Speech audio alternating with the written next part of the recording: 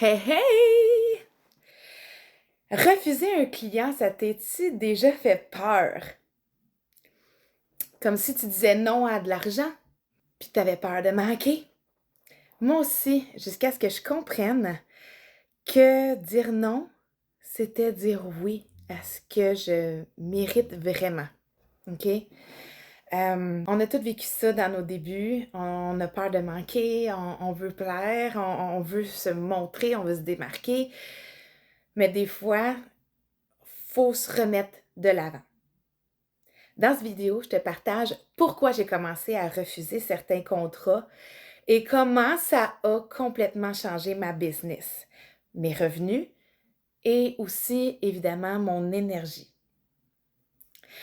Je m'appelle Caroline Jourdain, fondatrice de Propre Influence, et j'aide les femmes de ménage à se positionner comme des femmes d'affaires groundées, respectées, et non en tant que simple exécutante sous-payée.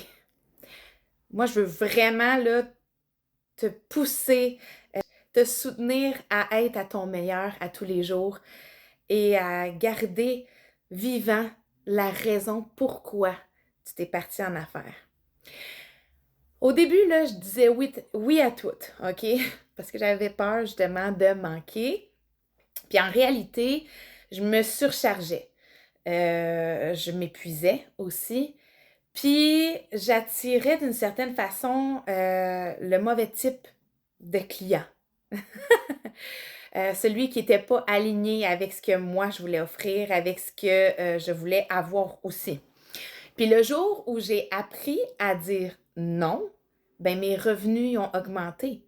Ma clientèle s'est stabilisée, j'avais beaucoup moins de roulement. Puis surtout, j'ai retrouvé du plaisir à travailler parce que je faisais vraiment ce que j'avais envie de faire en mettant mes limites, puis avec des clients justement qui cadraient là-dedans.